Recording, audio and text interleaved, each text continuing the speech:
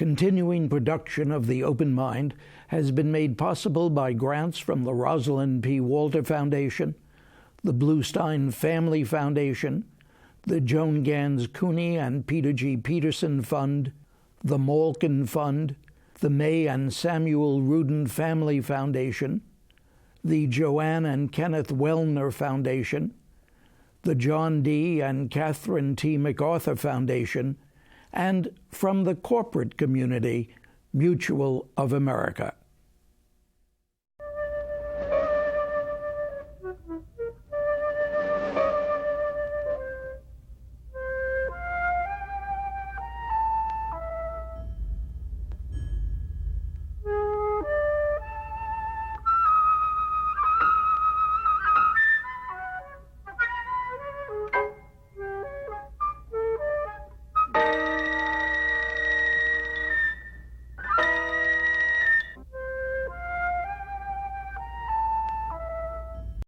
I'm Richard Heffner, your host on The Open Mind, and my guest today is once again a good friend and longtime benefactor of this program, Vartan Gregorian, the charming, scholarly but ebullient Armenian immigrant to America, so often and so correctly called the man for all intellectual seasons, thanks to his roles as much admired teacher and historian at Stanford University, the University of Texas, and the University of Pennsylvania, before becoming president of the New York Public Library, then of Brown University, and now of Carnegie Corporation of New York.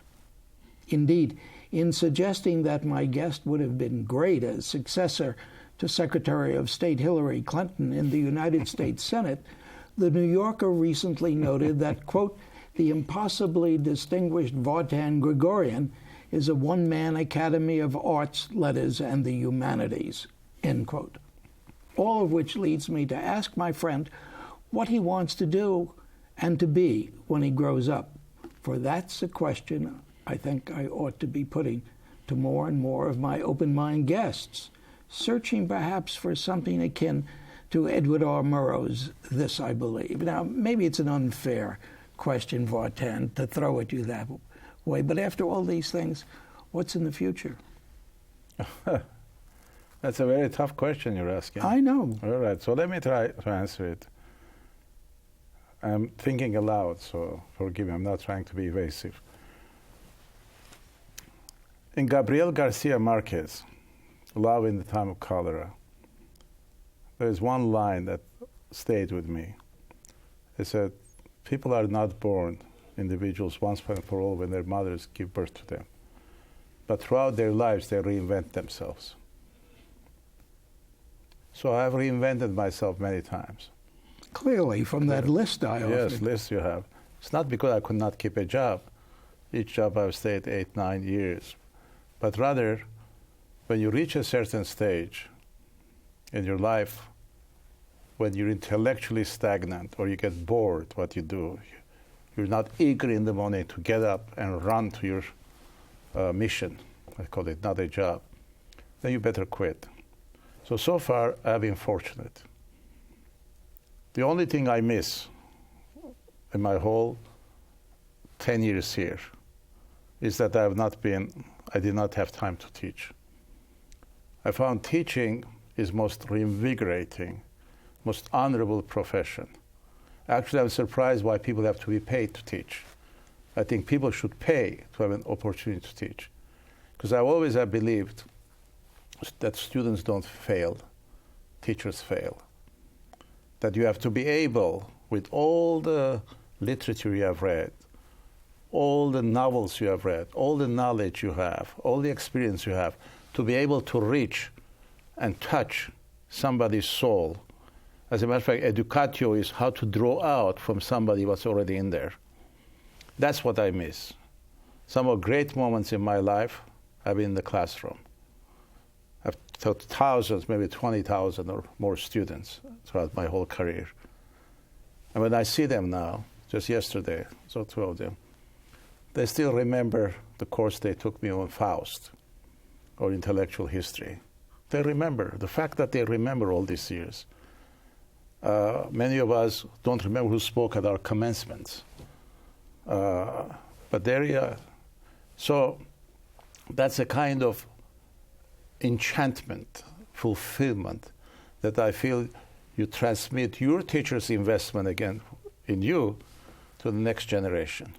Yet, there have been so many times when we've spoken when I've thought that you've always thought about the power of the media, and I've almost felt that, my gosh, that's the most important thing to you. No. The most important thing for me has always been education. First as practitioner, then as advocate. And I'm advocate for education, investor in education. But the fact that I don't go to classroom has been the only thing that I've missed. And my wife asked, why do you go to commencements? Why do you give commencement speeches? Well, I told her the other day, when I am in the midst of the excitement, when thousands of students are graduating, they're going to commence a new life. It just is most enchanting thing you can see after 4 or 5 years, sacrifices and other parents and relatives and guardian. Here you are, marching into new frontier for yourself, full of possibilities. That excites me in many ways because I see the work of the teachers and function of university, function of high schools, whatever, graduation. I used to love to give commencement address of high schools. It was another excitement to see people are looking for the future. So that's the only thing I miss in all of these things I've done. Second thing I miss is I have tons of handwritten pre-computer days research done. You mean write this book, do this article? Nationalism, positivism and anti-Semitism, how to compare concept of evil in different religions, and so forth. Wait, what's the connection between positivism and anti-Semitism? When I finish, you will know. But the point I'm saying is, I have so many interests, which I'm blessed by once again because I get constantly educated, but also some of the limitations that I emulated professors who were similarly engaged in everything. Because you love everything, you love nothing in many ways sometimes because total commitment results in total apathy. There's no room for action. So the discipline of writing, finishing actually, 2 books, one on nationalism, which I've mentioned, and one updating my book on Afghanistan, which was at one time hailed as great work of scholarship. And the fact is, whatever I write, it's written for media, for general public, whereas the scholar in me would like to do more job, more research. Everything I write, I make tons of research before I put it down, because I was taught by my professors, before you write anything, you see whether it's worth writing or preserving. And the other thing I would learn from my childhood, before you teach anything, remember silence is better than free flow conversation without any end or any redeeming feature. Yeah, but why do you pick on that? Well, I pick on this because time is of the essence. I feel my worst enemy now is time. I want to finish these projects, as you do. But at the same time, when I became president of Carnegie Corporation, one of my colleagues, dear colleague, who's retiring himself from a foundation shortly, gave me a cactus as a gift. I said, what is this? He said, foundations are intellectually barren because you will not be hearing any criticism, you will not be challenged, because people are coming as supplicants or as, and therefore they will all agree with you not to offend you, and could continue to cultivate your external world.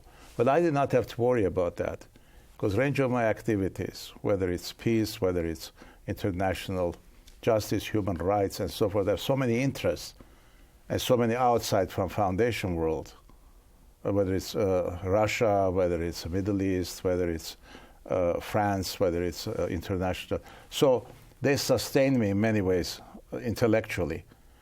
But the thing that I find is most damaging to me in many ways is the fact that I don't have enough time, free time, to write. And if I did that, I would feel guilty that I'm neglecting my job, which I have not.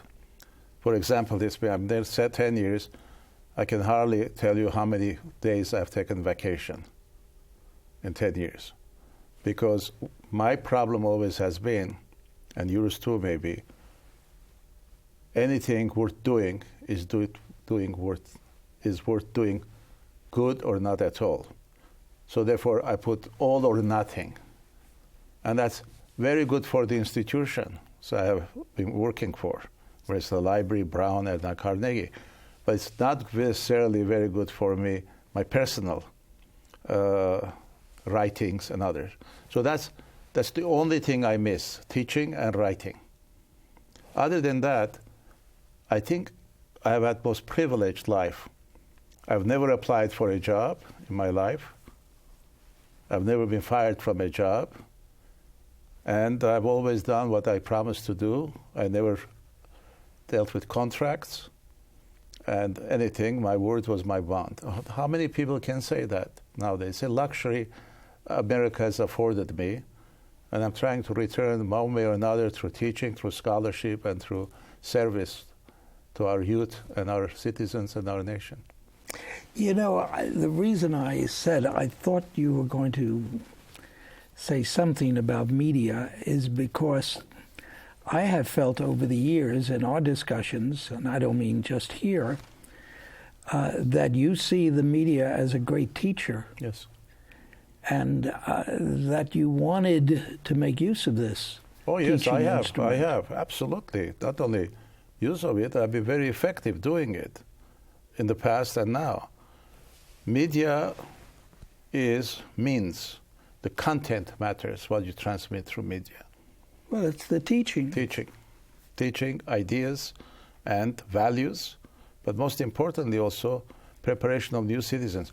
One of our great programs, which I'm very proud of at Carnegie, is strengthening U.S. democracy. We're trying to say to all immigrants, America is not just to make money or job security, but it's to become citizen, the concept of citizen. We're trying to integrate them in our society rather than assimilate, that you have to become citizens of this country because America is about citizenship, about rights, about privileges, about responsibilities, knowledge of America's past, engagement in this future, and so part of being both individualist as well as part of the organic community, which is United States. When did you come here? I came 1956 as freshman. What was the difference, the feeling of someone as an immigrant coming from abroad here? How did it differ from what people must feel like now? Well, when I came as a student. Right. Students don't come as immigrant. You come to learn in order to return. But did you assume you were going to return? Absolutely. But then one thing leads to the other. And then suddenly you're working now in the university. Suddenly you feel, my God, I'm guest worker almost. As I have a resident alien, I have right to live here, pay taxes, and so forth. But citizenship becomes almost like a formal ceremony of marriage to a country, to its entire legacy. And that was, when I became citizen, I was so moved.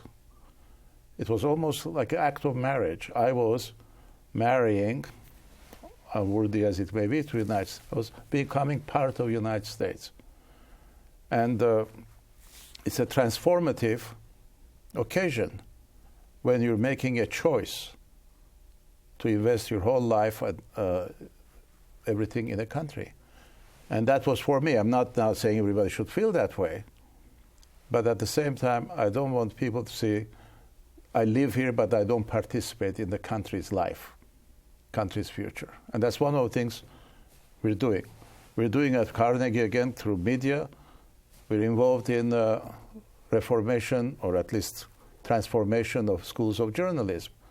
The journalists should be educated journalists. I have believed always that there are three classes of people that are important for the United States: teachers, journalists, librarians. And they all do the same thing. They all do the same thing, because librarians preserve and mediate, teachers teach, and journalists are essential for the health of our democracy, to keep everybody at bay and be honest and transparent and responsible.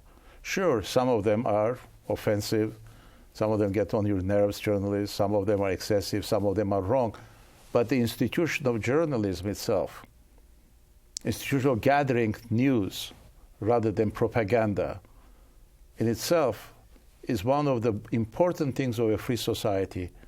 As Jefferson said, newspapers are currency of our democracy. But now librarians join professional organizations, consider themselves professional, and take on the responsibility that the profession insists upon. Yeah. Same thing with teachers. What about journalists? But journalists, I think, have more responsibility to know the subject. And I tell you this because there has been much more technique-oriented, how to organize, how to transmit, rather than content. And I've always been, as a historian, about content. I want the journalism, and thank God Nick Lemon now, Columbia, they're doing this. It's one of the schools we have supported. If you're covering law, Supreme Court of the United States, you better know the Constitution and constitutional history, to know the intricacies, the dynamics of the United States Constitution and Supreme Court composition and others. Linda Greenhouse, type of journalist who knows the field, rather than transmit news given and then you read it, what was handed to you, summarize and say this is news. But how many Linda Greenhouses are there? We need more.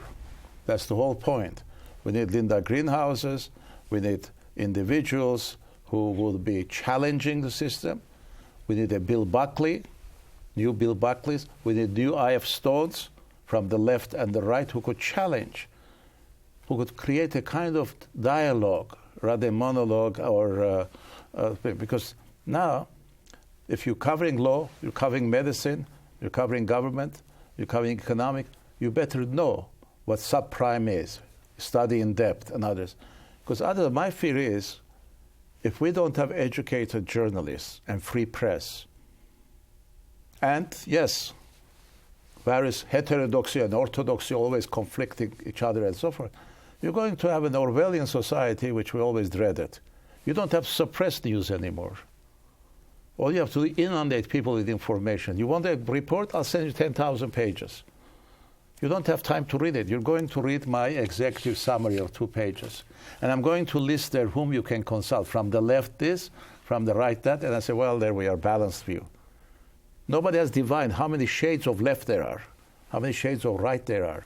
Where is the center? It's a moving target. So it's very important to have educated journalists. I don't care whether they're conservative, liberal, or radical. I always have said, no matter what ideology, you better be educated. Okay, now you say we need educated journalists. May I add a question then? Are we getting them? We still have them. We still have them. But it will require the kind of content knowledge, and that's costly, because Columbia now is bringing 2-year or 1-year thing. But the other one does not cost much. And I'll tell you why. School of Journalism in a university should be able to ask Richard Heffner, come and tell us about Edward Murrow. All right? It's not costing them.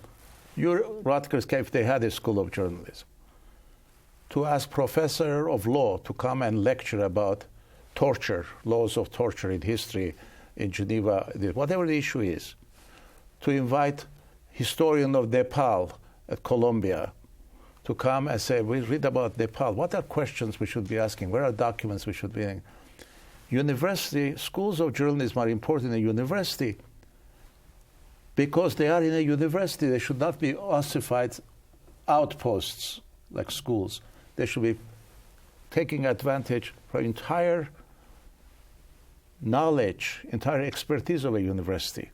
So that student you're discussing today's news, you should be able to get somebody expert on Serbo-Croatia, somebody expert on nuclear non-proliferation, or national security, or insurgency.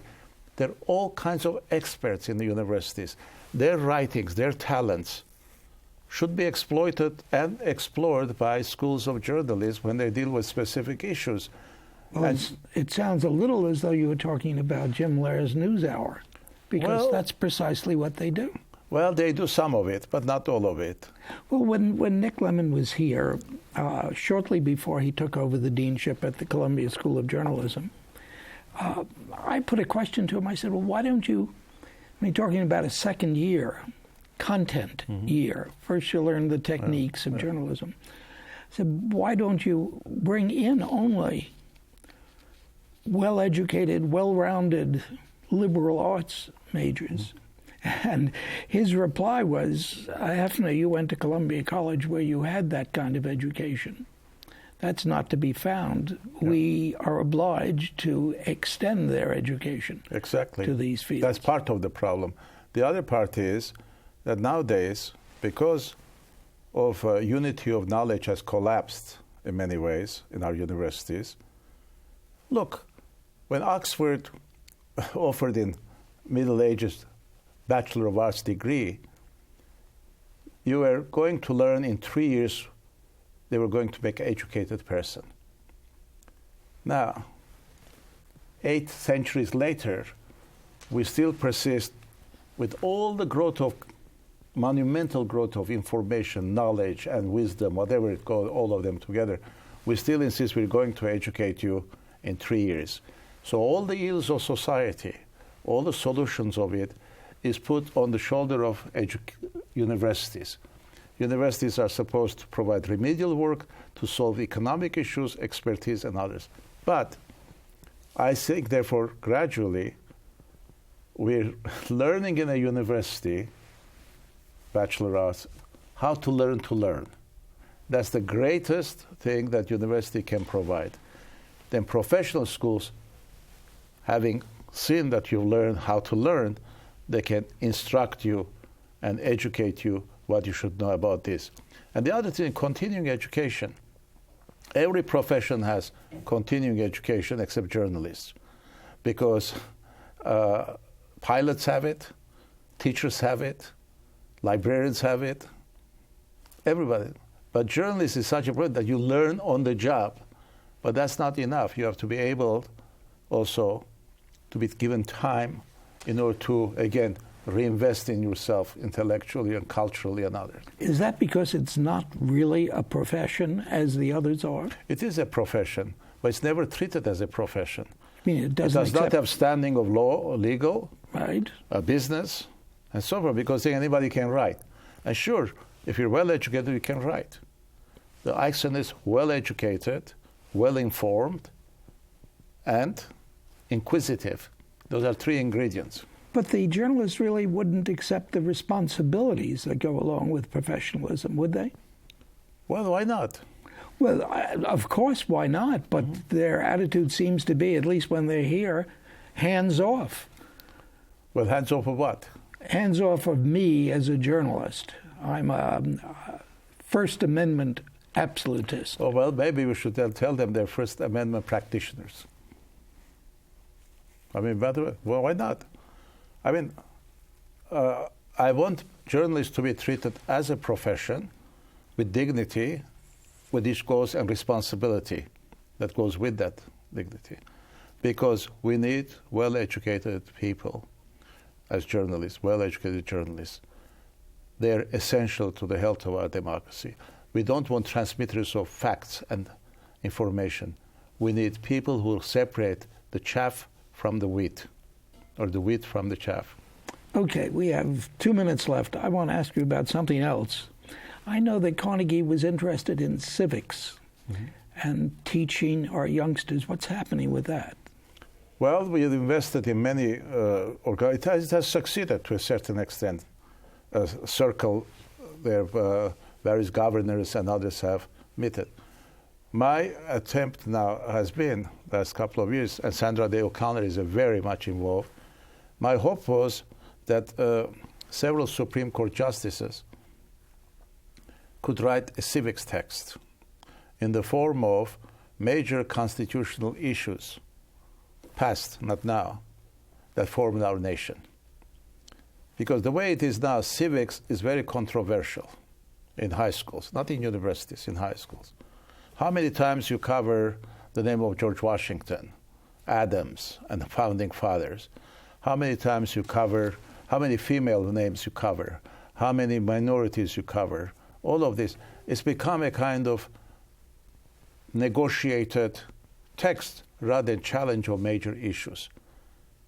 Why not use Cesar Chavez's case, for example, as what happened to immigration to America? Why not cover Japanese, let's say, internment as an issue, constitutional issue? We require that kind of unbiased people, like Supreme Court Justice of Supreme Court, to write, which they lecture all the time, they write all the time, to have them issue a civic textbook or book of civics, which now they're doing, by the way, thanks to Annenberg's Sunnyland project. If that comes up, and then invest all its proceeds in the defense of constitutional instruction of Constitution. Last point I will mention, why not give every student who graduates high school or college a copy of text or Bill of Rights and U.S. Constitution with their name as an heirloom? Great idea. Now, when you come back, we're going to talk about how little we know about civics and how infrequently we teach it. Thank you, Vartan Gregorian, for joining me again. Thank you. And thanks to you in the audience. I hope you join us again next time. Meanwhile, as another old friend used to say, good night and good luck. And do visit the Open Mind website at theopenmind.tv.